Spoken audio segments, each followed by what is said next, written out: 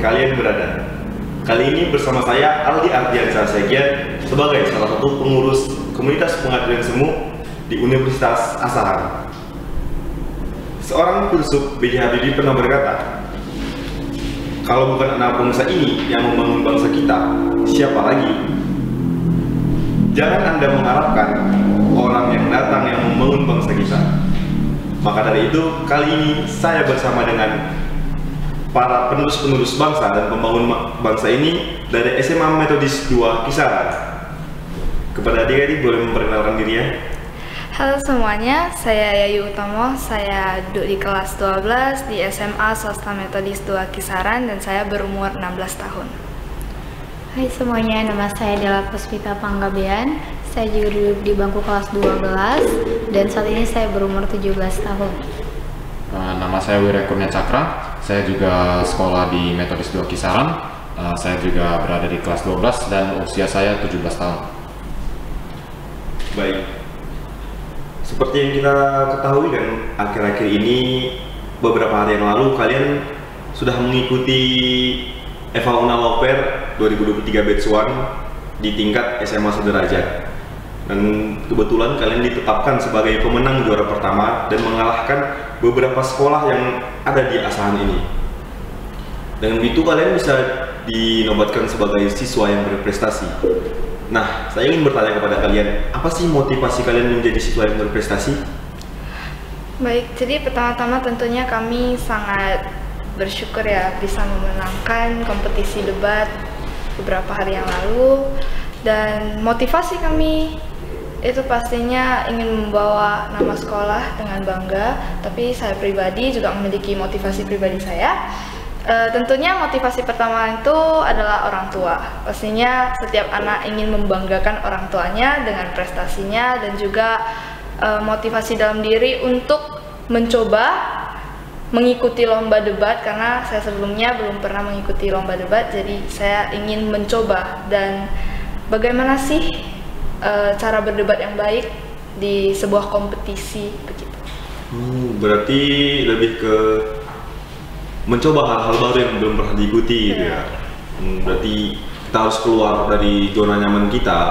Jangan berfokus terlalu nyaman kepada zona nyaman kita. Jadi kita harus keluar dari zona nyaman dan mencoba hal-hal baru. Kalau Della, apa motivasi?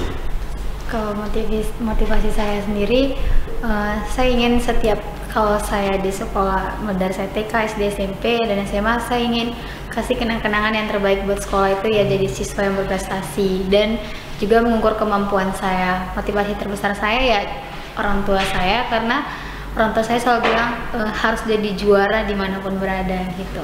Jadi ketika kita mengikuti kompetisi itu tandanya kita udah sebagai juara, kalau yang juri katakan kemarin waktu lomba. Berarti sudah ditanamkan kepada dirinya dari orang tua harus menjadi juara di setiap hal apapun ya. Iya. Dan juga memberikan prestasi kepada sekolah, memberikan piala pastinya ya, biar nanti pihak sekolah bisa memperkenalkan kepada adik-adik kelas yang lain. Ini dulu loh yang kakak ini yang memberikan piala ini, yang menyumbangkan piala ini kepada kita. Walaupun nggak bisa memberikan piala, setidaknya bisa memberikan karakter yang baik. Iya, berarti bisa ada hal yang bisa ditanamkan. Hal yang ditanamkan lah, bisa biar guru-guru tidak melupakan kita gitu. Iya.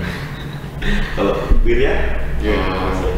Kalau saya mengikuti lomba ini untuk mencoba diri sendiri sih, untuk melihat apakah saya itu bisa menjadi orang yang hebat gitulah dikatakan, ya kan? Untuk mencari validasi gitu, apakah saya betulan bisa atau apakah saya tidak bisa, dan jika saya tidak bisa, di mana kira-kira saya bisa memperbaiki begitu. Jadi kebetulan juga saya agak tertarik dengan debat begitu ya. Jadi kebetulan juga ini tuh top yang saya minati, makanya saya ingin mengikuti lomba debat hari itu. Jadi lebih ke ingin mencoba tantangan baru ya, hampir sama sebenarnya sama Yai tadi ya, ingin mencoba tantangan baru dan keluar dari zona nyaman, itu pasti satu hal yang baru. Nah, soal debat ini kalian sebelumnya pernah nggak ada mengikuti debat-debat yang lain tentang bahasa atau apapun yang tentang lain? Saya pribadi tidak pernah mengikuti lomba debat dan ini benar-benar pertama kalinya untuk saya mengikuti lomba debat. First time ya? Ya, first time. Pertama kali. Kan ini pertama kali. Jadi bagaimana perasaan kalian itu pertama kali ikut debat dan menjadi juara di debat tersebut? Tentunya pertama-tama gak nyangka banget sih bisa jadi juara gitu, karena dengan kami berdua yang belum pernah mengikuti lomba sebelumnya dan kami masih terbatas mengetahui bagaimana cara berdebat dengan benar. Pastinya kami gak nyangka bisa sampai ke titik terakhir, bahkan bisa sampai semifinal. Waktu itu aja rasanya kayak, hah, kita bisa sampai sejauh ini gitu. Kayak pastinya shock banget ya, kayak wah ternyata bisa. Dan kami juga banyak improve dari babak-babak sebelumnya sampai babak yang paling akhir. Pastinya kami improve, kami perbaiki apa yang salah. Kan juri-juri ada memberikan masukan untuk kami supaya kami bisa lebih baik lagi di babak selanjutnya. Dan pastinya untuk bisa mencapai final kemarin, pastinya kami sangat bersyukur dan bangga sama diri sendiri, bangga sama kerja sama kelompok kami, bangga atas kerja keras kami bisa sampai ke tahap itu. Pastinya bersyukur juga bisa jadi pemenang gitu. Iya.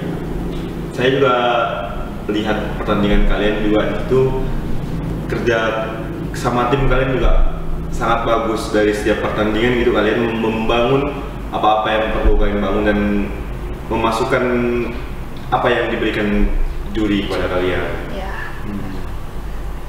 Dan untuk di sekolah nih, apa yang diberikan sekolah kepada kalian setelah prestasi-prestasi yang kalian timbulkan di sekolah? Prestasi yang udah kami timbulkan untuk sekolah, kami membawa nama sekolah, pastinya dari awal saja sebelum kami menjadi pemenang, dari kami mengikuti lomba debat ini, kami sudah benar-benar diperhatikan, kayak sudah daftar belum, bagaimana jadwalnya, dan juga ada dikasih uang makannya, dan juga konsumsi buat kami. Setelah itu, setelah kami menang, biasanya kalau olimpiade atau gimana, atau perlombaan lainnya, kalau kita memang menang, ada biasanya dikasih beasiswa uang sekolah, mungkin beberapa bulan, 1, 2, atau 3 bulan. Dan pastinya piala yang kami dapatkan di sekolah itu pastinya ada untuk sekolah, tapi mungkin ada dibuat duplikatnya untuk kami, atau sertifikat untuk kami pertinggal di rumah gitu. Berarti nggak cuma di sekolah aja tinggalan, berarti ada juga pertinggal untuk kami. Iya. Jadi biar juga ada prestasi yang terpampang di rumah kalian. Iya. Nah, kalau kalian sendiri menghadapi pesaing-pesaing, yang dimana kan sekolah kalian lumayan terkenal dan lumayan besar nih di Kabupaten Asahan ini, gimana cara kalian menghadapi pesaing-pesaing yang berprestasi lainnya dari sekolah-sekolah lain, atau bisa kita bilang menghadapi tim-tim yang kemarin debat, itu gimana? Kalau kami, aku selalu bilang sama timku kalau bahwasannya kita nggak boleh anggap tim itu sebagai lawan gitu, tapi anggap mereka sebagai teman berpikir. Jadi sama-sama berpikir gimana menyelesaikan masalah atau mosi yang diberikan gitu. Sehingga kalau mereka berikan pendapat, kita juga bisa asumsikan lagi pendapat mereka benar atau tidak. Kalau tidak, itu yang harus kita debatkan gitu. Bukan berarti itu sebagai lawan gitu. Kemarin ada salah satu sekolah yang dan tim lawan gitu. Saya sebenarnya agak ya, tapi itu opini mereka. Tapi saya selalu bilang bahwasannya jangan pernah nggak tim sebelah itu lawan gitu, tapi teman berpikir supaya masalah itu terselesaikan gitu. Berarti kalian lebih debatnya ke kepala dingin gitu ya, harus mengikuti alurnya. Dia sih lebih dingin dan kayak pokoknya setiap ada masalah itu jangan panik, karena panik itu bisa buat buyar itu apa yang udah dipikirkan. Iya. Berarti kalian harus mengikuti alurnya, jadi nggak boleh bawa emosi ya. Karena juga kan debat ini sebenarnya tempatnya emosi, cuman kan nggak boleh emosi sampai membawa ke visi atau secara menghina lawan, itu tidak boleh juga. Nah, saya juga lihat kalian mainnya santai gitu, cuman materi-materi yang disampaikan itu pas, padat ya. Nah, kalau kalian itu kan sudah menjadi siswa berprestasi di sekolah, gimana tanggapan keluarga-keluarga kalian untuk kalian? Keluarga-keluarga yang di rumah gitu. Kalau dari keluarga saya ya jelas mereka juga bangga ya, karena ini juga salah satu kemampuan saya nggak bisa debat, dan mereka selalu dukung skill dan kemampuan yang saya miliki. Jadi mereka proud of with ya apa yang saya bisa gitu. Kalau Wirya? Ya orang tua bangga sih ya kan. Hari itu ada diajak makan keluar juga sebagai hadiah gitu, hadiah menang. Udah selamat berarti ya. Ya iya, ya. Pastinya papa mama bangga lah, di rumah keluarga juga kayak, wah kamu bisa menang padahal kamu nih pertama kali loh gitu ikuti lomba debat kayak gini. Jadi kayak mereka ya bangga ada kasih hadiah juga gitu. Orang tua di rumah kemarin nonton nggak kalian debat? Nonton Semua ya? sibuk banget nonton ya. Kita mah nggak tahu buka channelnya yang mana, jadi mereka sibuk nelpon padahal saya lagi debat, jadi handphone nggak terangkat. Oh, di pas lagi di atas tampil handphonenya ini terus gitu ya? Gimana ini channelnya katanya gitu, kalau aku masih debat jadi nggak jawab, nggak bisa. Kemarin pas waktu pembagian hadiah nonton juga ya? Iya, nonton di situ juga sibuk. Temen saya karena juga panik mau siapa juaranya, jadi saya nggak pegang HP-nya, cuman nggak baca WA. Dan ada nggak kalau misalnya tahun depan kita adakan lagi, mau nggak ikut berpartisipasi dalam lomba ini? Mau dong kalau saya.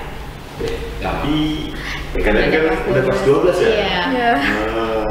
Sayang sekali ada kelas 12, tapi nggak mau dukung kalian juga kalian untuk mengajarkan adik-adik kalian. Kalian kan udah bisa dibilang berpengalaman dalam debat, walaupun baru ikut pertama kali, tapi kan udah juara 1, udah mengalahkan beberapa sekolah di Kabupaten Asahan ini kan. Jadi kalian kan bisa mengajarkan pada adik-adik kalian nanti, bisa meneruskan, mana tahu nanti pada kesempatan tahun berikutnya adik-adik kalian menang, mereka juga bisa mengingat jasa-jasa kalian. Nah, setelah itu apa semangat kalian? Yang tadi kan saya bertanya motivasi, ini semangat untuk belajar itu dari mana? Atau cara-cara menimbulkan semangat dari belajar itu gimana, Mas? Biar pemirsa di rumah atau kawan-kawan yang lain bisa semangat lagi belajarnya. Kalau saya sendiri, cara membangkitkan semangat belajar saya itu pastinya ada self reward dulu sebelumnya. Jadi seperti perjanjian untuk diri sendiri, kayak nonton film atau main gamenya cuma segini ya, jamnya dibatasi. Nanti setelah itu udah bermain, habis itu harus belajar gitu, karena dari dalam diri itu kan kita juga sebagai manusia harus belajar, karena kita bakal ke masyarakat nantinya, kita harus berguna kan bagi masyarakat. Jika kita selalu bermain, selalu berleha-leha gitu, nanti mau jadi apa? Itu pastinya semangat yang ada di dalam diri sendiri itu biasanya begitu. Dan setelah belajar biasanya juga ada self rewardnya, tapi ya jangan kebanyakan gitu. Enjoy aja, setelah enjoy itu baru belajar lagi gitu. Intinya harus pandai memanage waktu, membagi-bagi waktu, dan tahu apa yang kita senangi gitu, tahu apa hobi kita. Contohnya hobinya menyanyi, jadi menyanyi dulu, setelah itu baru belajar gitu.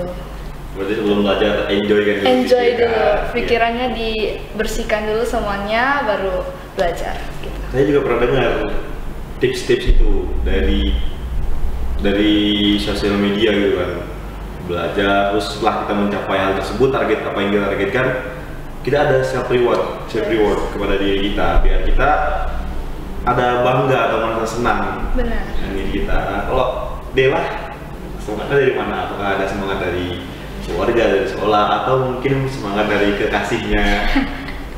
Kalau saya, semangat saya dari diri saya sendiri ya. Saya suka bikin target poin per poin kalau saya gitu.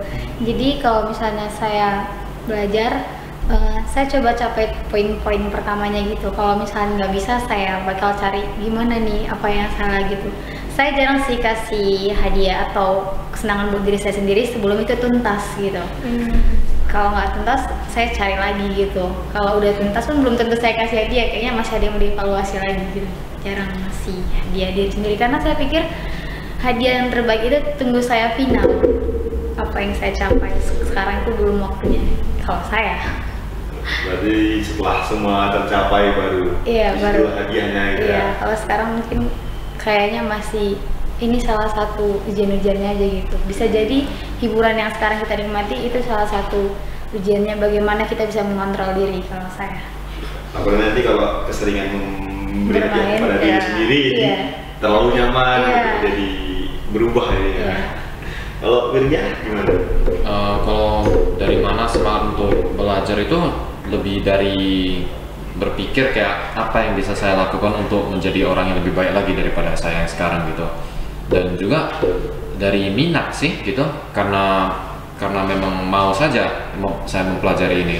Sama seperti debat tadi kan sudah saya katakan, saya kebetulan minat dalam debat, makanya saya ada mempelajari tentang debat gitu. Kalau untuk debatnya itu biasanya minatnya itu ke debat yang tentang semalam kan debatnya kebetulan tentang nasionalisme. Kalau untuk debat-debat yang lainnya apakah tertarik gitu? Yang tertarik biasanya tentang moralitas gitu sih, apa yang baik, apa yang salah, itu kompleks banyak bisa dipikirkan gitu. Berarti lebih suka berdebat ya orangnya. Nampak ada, tapi berdebatnya kalau ini saya lihat halus gitu, berdebatnya kepala dingin ya. Jadi pembawaannya tenang, santai, nggak pakai emosi. Walaupun mungkin dalam dirinya mungkin mendem-mendem tuh perasaan emosi, keblok-blok kan. Nah kalau untuk kalian itu apa saat-saat atau suasana-suasana yang membuat kalian lebih semangat belajar, lebih fokus belajar? Biasanya kan ada tuh orang-orang yang suka sendiri atau suka kerja kelompok, suka keramaian. Kalau kalian gimana? Kalau saya sendiri, suasana yang saya suka untuk belajar itu gak sendiri tapi gak banyak orang juga. Jadi benar-benar 3-5 orang. Karena dalam belajar kita juga butuh pendapat orang lain. Bagaimana ini, bagaimana materi hari ini, bagaimana cara menyelesaikannya bila kita tidak tahu gitu. Jadi dari kelompok kecil itu kita bisa mendapatkan banyak hal gitu, walaupun cuma kelompok kecil, dan juga nyaman karena kan tidak terlalu banyak orang. Kalau sendiri, kalau ada sesuatu yang kita nggak bisa pecahkan sendiri, kita mau nanya siapa juga gitu. Terus suasananya pastinya tidak terlalu ribut lah, dan kalau bisa lebih hening gitu. Dan pastinya yang lebih buat nyaman sih ruangan yang dingin. Kalau nggak ada kayak makan ringan gitu, jangan makan berat, biar lebih nyaman gitu, biar lebih semangat belajarnya gitu, nggak suntuk gitu.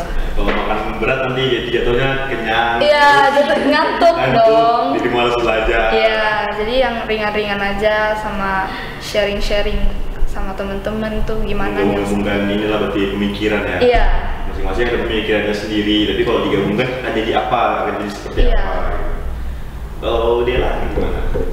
Ya, sama kayak Ayu ya, mungkin nggak terlalu suka ramai, tapi juga nggak terlalu suka kalau nggak bisa sendiri juga gitu. Tapi kalau misalnya untuk makan, saya kurang gitu. Kalau misalnya makan ya makan, belajar ya belajar gitu. Tapi suka juga kalau belajar sambil dengar musik, suka. Tapi musiknya itu cuma melodi aja lebih suka. Untuk belajar. Iya, jadi biasanya suka kayak denger suara-suara alam gitu kan? Iya, itu kalau waktu mau tidur tapi. Oh, mau tidur ya? Setelah di-press pikirannya waktu mau tidur biar ditenangkan lagi dengan suara-suara alam. Iya, soalnya kalau misalnya makan gitu jadi kayak mau nge-review makanan ini, nah ini makan. nggak fokus ke belajarnya. Jadi teringat terus nih makanan sampai belajar. Iya. Ini enak. Kapan lagi mau dicoba ya Iya. makanannya? Kalau Irian gimana? Kalau saya sih lebih mirip sama mereka berdua juga sih, lebih mirip Dela saya rasa karena belajarnya kelompok gitu kan. Karena kalau misalnya belajar sendiri terkadang pusing mau mulai dari mana gitu belajarnya. Sama kalau misalnya kelompok bisa bertanya juga kepada teman kayak mana cara menyelesaikan masalah ini, karena terkadang lebih mudah mengertinya dari penjelasan teman daripada kalau kita cari sendiri gitu, daripada kalau kita nengok YouTube atau nengok internet. Kadang-kadang lebih gampang memahami itu dari penjelasan teman. Saya lebih mirip kepada Dela karena saya juga suka mendengar musik gitu ya saat belajar, lebih nyaman ya gitu rasanya. Biasa musik genre lo-fi gitu. Oh iya, banyak juga itu, lumayan berpengaruh juga genre musik itu kalau untuk belajar atau untuk biar pikirannya tenang gitu ya. Nah tadi kan bilang kalau nyari-nyari di internet itu atau YouTube itu susah. Terkadang susah kayak memahaminya. Saya juga sebenarnya kalau mencari di Google atau di YouTube itu sebenarnya susah karena apa yang ada di situ ya cuman itu yang bisa kita baca, kita tidak bisa bertanya lebih mendalam lagi. Jadi memang kita sebenarnya harus ada teman diskusi. Kalau enggak ya buntu juga pikirannya, nggak bisa kemana-mana. Nah, bisa nggak kalian berikan tips-tips belajar kepada kawan-kawan yang ada di luar sana atau yang menonton pada kali ini? Kalau dari saya tips belajarnya itu coba cari waktu di mana memang waktu itu benar-benar nggak terganggu. Kayak kalau saya lebih suka itu belajarnya tengah malam gitu. Jadi memang benar-benar nggak terganggu setelah selesai PR. Jadi kan PR sama belajar itu beda ya. Kalau PR itu kita yang mengerjakan tugas sekolah. Kalau belajar kita cari pelajaran yang harus kita gali atau yang mau untuk besok dipelajari. Nah itu kayaknya waktu tengah malam itu cukup baik. Tapi ya saya subuh juga. Jadi memang benar-benar otak kita itu masih fresh dan kita bisa nambah ilmu. Terus kayak tadi mungkin mau mendengarkan lagu gitu, terus ya sambil yang dibayar self reward, kasih hadiah terbaik kalau kita udah capai poin yang pertama. Terus yang ketiga itu kita sering kalau bisa belajarnya pakai poin gitu. Jadi poin mana nih yang belum mungkin tuntas dipelajari, di hari depan kita pelajari lagi yang mana poinnya gitu. Nah kan tadi bilangnya waktu yang belajar itu tengah malam ya? Iya. Jadi berarti belajarnya itu dari jam berapa ya?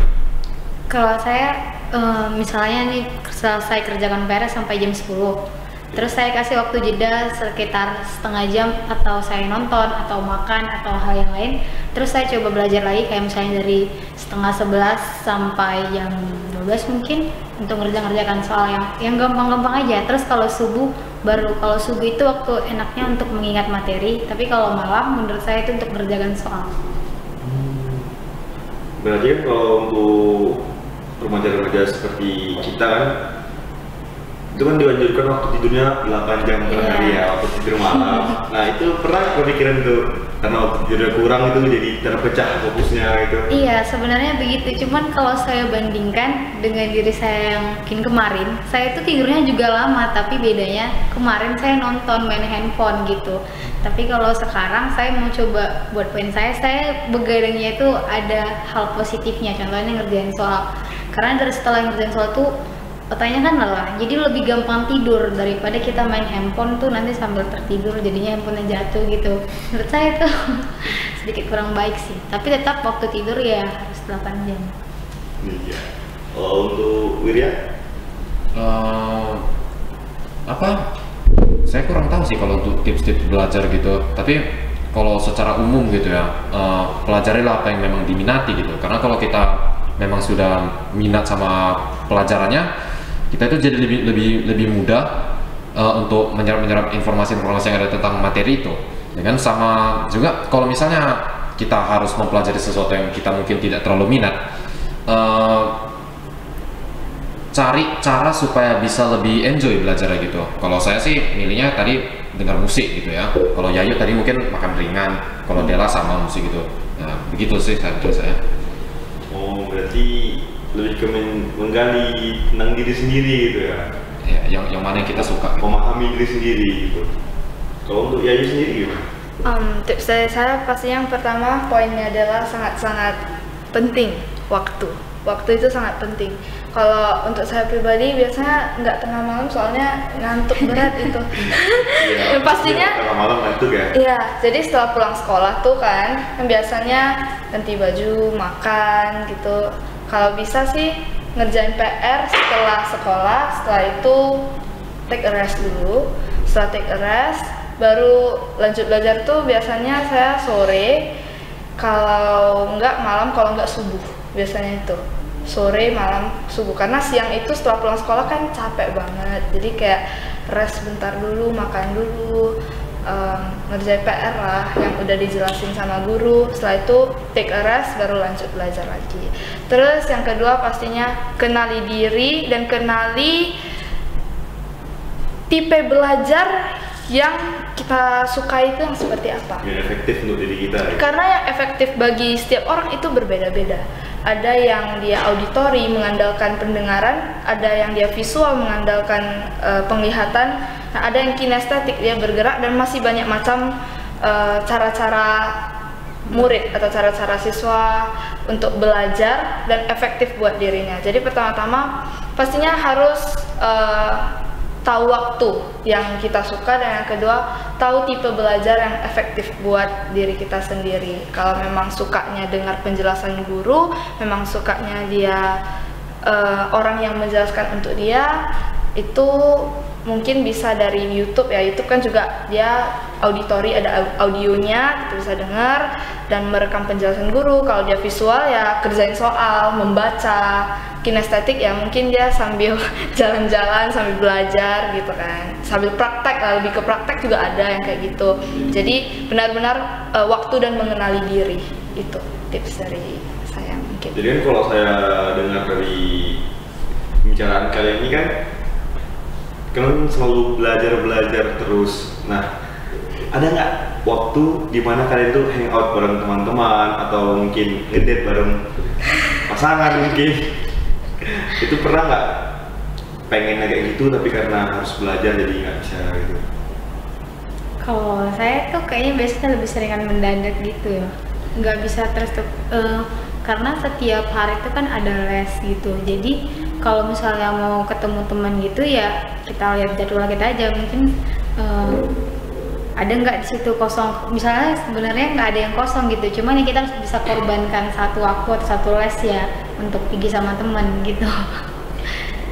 Perlu waktu rest pikiran juga ya, perlu kumpul sama teman-teman juga. Iya, tapi biasanya sering karena juga di les itu teman-temannya juga teman-teman sekolah, jadi kayaknya udah sering kayak hangout juga, jadi bawa makanan ke les gitu sama-sama makan, jadi nggak perlu nongkrong lagi. Berarti di les itu teman-teman sekolah juga berarti ya? Iya, udah berasa kayak nongkrong sama mereka gitu. Soalnya mereka bawa makanan juga. Kalau boleh tahu lesnya les apa yang diikuti? Kalau ada les SPC sama bahasa Inggris bimbel. Bahasa Inggris ya, berarti lebih ingin membangun bahasa lebih baik ya? Iya. Kalau untuk dia ada les-les yang diikuti atau apa gitu? Nggak ada ikut les sih. Kalau misalnya diajak hangout sama kawan-kawan, biasanya tengok aja gitu apa kegiatannya apa gitu. Kalau misalnya memang mau ikut sih biasanya. Berarti belajarnya otodidak nih ya? Iya. Lebih hebat biasanya belajar dari otodidak nih. Lebih besar rasa ingin tahunya. Oh iya Yu? Kalau saya karena temennya juga itu aja. Jadi kayak pastinya udah tahu jadwal satu sama lain. Jadi kayak, oh kamu hari ini ada les ya, berarti kita hangoutnya geser gitu. Kita geser besok atau mungkin minggu depan lah, dimana yang jadwalnya benar-benar kosong. Kayak semuanya kosong dan semua bisa ikut. Itu biasanya pergeseran jadwal sih. Jadi nggak pernah kayak, bukan nggak pernah sih, cuma sangat-sangat jarang lah kayak mengorbankan jadwal les untuk mau hangout, karena nanti juga kan kayak namanya udah jadwalnya gitu untuk belajar, tapi kok malah hangout, kan ada hari-hari lain gitu yang bisa disamakan sama teman-teman. Jadi saya sih gitu, nggak pernah, bukan nggak pernah sih, tapi sangat jarang sekali lah, baru sekali 2 kali mungkin. jarang ya, apalagi kan seperti yang kalian bilang tadi kan mungkin udah kelas 12 nih. Iya. Udah mau tamat, udah mau harus berpikir mana harus melanjutkan pendidikan ke depannya. Nah kalau untuk ya ke depannya mau kemana atau nyoba PTN mungkin? Kalau saya pribadi karena kan mendapat undangan dari sekolah, jadi saya ikut aja ke fakultas di fakultas negeri di Medan, dan tidak berencana untuk tes sih kalau saya, karena kalau SBM itu mungkin persaingannya lebih ketat juga. Saya rasa persiapan saya juga kurang matang untuk itu ya. Jadi mungkin kalau memang jalur undangan SNM ini tidak keterima, mungkin langsung ke swasta, gitu aja. Kalau boleh tahu nih, kemana fakultas yang dituju? Universitas Sumatera Utara, Fakultas Kedokteran. Kedokteran, Iya. wow, hebat ya. Kedokteran. Apa motivasi ingin mengambil kedokteran? Dari dulu kecil memang sudah suka sama namanya biologi dan juga makhluk hidup. Jadi dari dulu kecil tuh lihat dokter kayak keren banget ya, bisa nolong orang-orang, bisa sembuhin orang dari penyakit. Kayak penyakit itu kan menderita banget ya kalau misalnya manusia itu kena penyakit. Kalau misalnya dokter sembuhin kan kayak keren banget gitu, bisa terus kayak mengenali organ-organ manusia, mengenali makhluk hidup lebih dalam, kayak seru aja gitu. Memang minat dari kecil, terus ya udah sampai sekarang. Oh, berarti seru untuk mempelajari Iya. organ-organ manusia. Iya, biologi itu seru bagi saya. Artinya jadi psikopat ya. Untuk Dela mau kemana? Kalau saya masih mau coba sekolah kedinasan sama itu tadi Universitas Pertahanan. Kenapa bisa tertarik ke pendidikan tersebut? Saya ingin masuk ke sekolah ikatan dinas itu karena saya memang ingin belajar langsung di bawah pemerintahan gitu, dan saya juga tertarik karena kedinasan seperti kita ketahui bahwasannya ada beasiswa yang disediakan, dan biasanya setelah dari sekolah situ kan kita bisa langsung kerja, dan saya rasa saya kurang cukup mampu kalau saya harus terus belajar lagi gitu. Saya lebih suka langsung ke praktek. Berarti udah mulai penat nih pikirannya untuk berpikir belajar lagi nih. Udah mulai langsung kerja gitu. Iya sih, kalau untuk kedinasan itu kan biasanya setelah kita tamat, jadi kita ada direkomendasikan ke suatu perusahaan. Bagus juga. Kalau untuk Wirya sendiri gimana? Kalau sekarang saya hari itu ada ikut program untuk masuk ke perguruan tinggi negeri ya kan, yang menggunakan berbasis prestasi itu. Saya mencoba ingin masuk ke Fakultas Psikologi di Universitas Sumatera Utara. Psikologi ya? Jadi nanti jadi setelah lulus di S1 Psikologi, mungkin bisa kami nih yang jadi pasien-pasien ini, anak-anak yang biasanya beban pikiran yang berat nih. Mungkin Bang. Oke, baik. Terakhir nih, motivasi kalian untuk kawan-kawan yang ada di rumah. Satu kata buat motivasi kalian kepada kawan-kawan. Jangan berhenti mencoba hal-hal yang baru dan terus berkembang dari itu. Berbeda itu kata ya tadi. Kalimat aja gitu ya. Iya. Satu kata berarti cuma satu gitu. Cuma satu mungkin ya. Jangan berhenti mencoba, coba aja. Oh, sama juga. Ada mungkin motivasi yang lain? Satu kalimat gitu. Keluar dari zona nyaman. Oh, untuk ya kita hidup cuma sekali ya kan, jadi coba aja gitu. Kalau yang mau dicoba, coba aja gitu. Iya.